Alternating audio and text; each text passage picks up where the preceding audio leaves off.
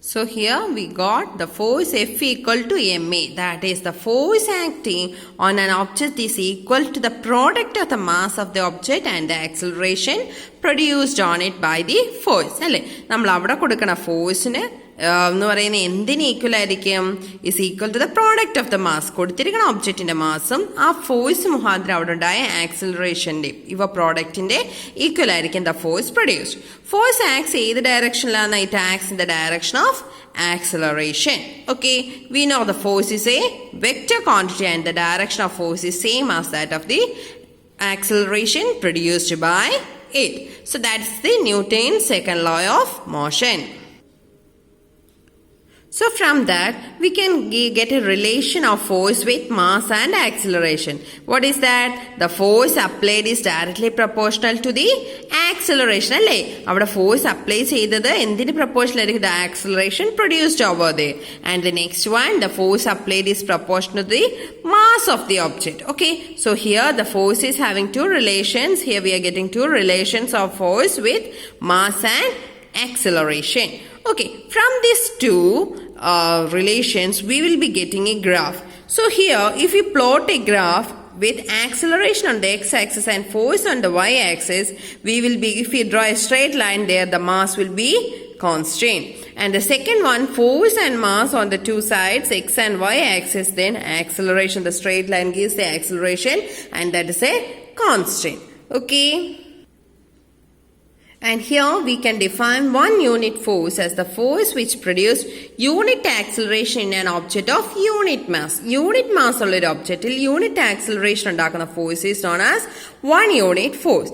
And in SI unit of force, we know the unit of mass is kilogram and in acceleration is meter per second square. So the SI unit of acceleration becomes 1 meter per second square and that of mass of an object is 1 kilogram. So here the unit is 1 Newton. SI unit of force is 1 Newton, that is equal to 1 kilogram per second square.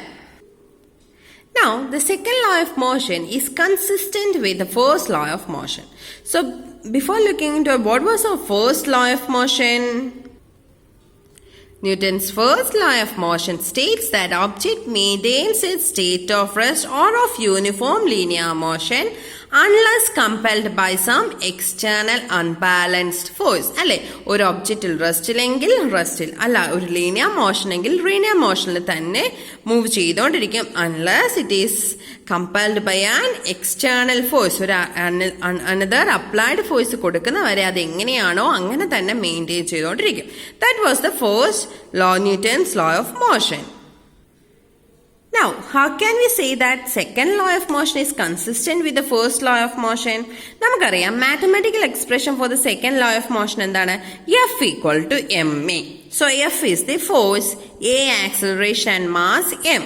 So mass 0 ആകാൻ പറ്റില്ല. അപ്പൊ നമുക്ക് F 0 ആയി കഴിഞ്ഞാൽ അവിടെ എന്താണ് 0 ആകുന്നത്? Acceleration 0 ആകും. അതായത് if there is no external force, the acceleration of the object is 0. So the object will be in the uniform linear motion itself. അത് തന്നെയല്ലേ നമ്മുടെ ഫസ്റ്റ് ലോ പറയുന്നത്? ഫോഴ്സ് കൊടുത്തില്ല എങ്കിൽ അത് മോഷനിലാണെങ്കിൽ it will continue to be in that uniform linear motion. So we can here clearly view that second law of motion is consistent with the first law of motion. So what was the Newton's second law of motion? Newton's second law of motion states that rate of change of momentum of an object is directly proportional to the applied unbalanced force and the change in momentum takes place in the direction of applied force. Okay, the mathematical formulation what we got? F equal to ma. Okay, and what's its unit? Force, that is 1 Newton, isn't it? That is equal to 1 kilogram per meter square. And we could see that the first law and the second law are inconsistent. And there we moved on to the two graphs, that is the relation between force and acceleration and force and mass. Okay.